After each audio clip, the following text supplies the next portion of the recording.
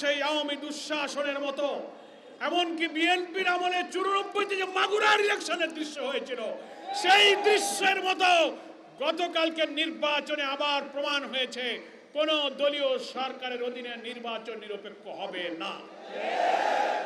অথচ সোশ্যাল মিডিয়াতে, গণমাধ্যমে দেখা যাচ্ছে ভোটার নয়, অনেক লোক ভোট কেন্দ্রে ঢুকে পড়ছে। সাংবাদিকরা জিজ্ঞাসা করছেন, তুমি ভোটার না, তুমি আসছো কেন? সে পালিয়ে যাচ্ছে। ভোট কেন্দ্রের মধ্যে বস্তা ভরা বিরিয়ানির প্যাকেট, প্রার্থী ঢুকে দেখছে ব্যালটে সিল মারা, জিজ্ঞাসা করছে প্রিজাইডিং অফিসার কোনো কৈফিয়ত দিতে পারছে না। বহু ছবি সোশ্যাল মিডিয়াতে ছড়িয়ে পড়ার পরও কি করে সাংবিধানিক পদে অধিষ্ঠিত প্রধান নির্বাচন কমিশনার বলেন যে সেই নির্বাচন নিরপেক্ষ হয়েছে? আমরা এর তীব্র নিন্দা জানাই।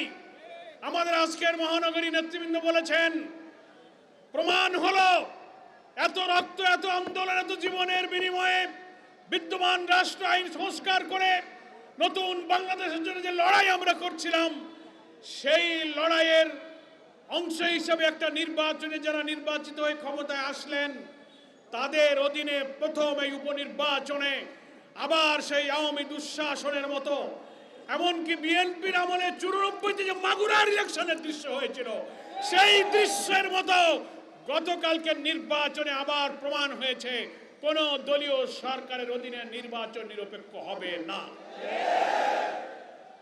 আমরা প্রধান নির্বাচন কমিশনারকে বলবো, আপনি এই দুইটি আসনের নির্বাচনকে বাতিল ঘোষণা করুন।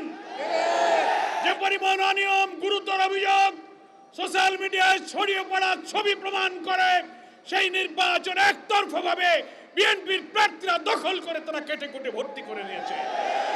এই নির্বাচন আমরা মানি না। নির্বাচন বাতিল করতে হবে। এই দুইটি আসনে পুনর্নির্বাচন দাবি করছি।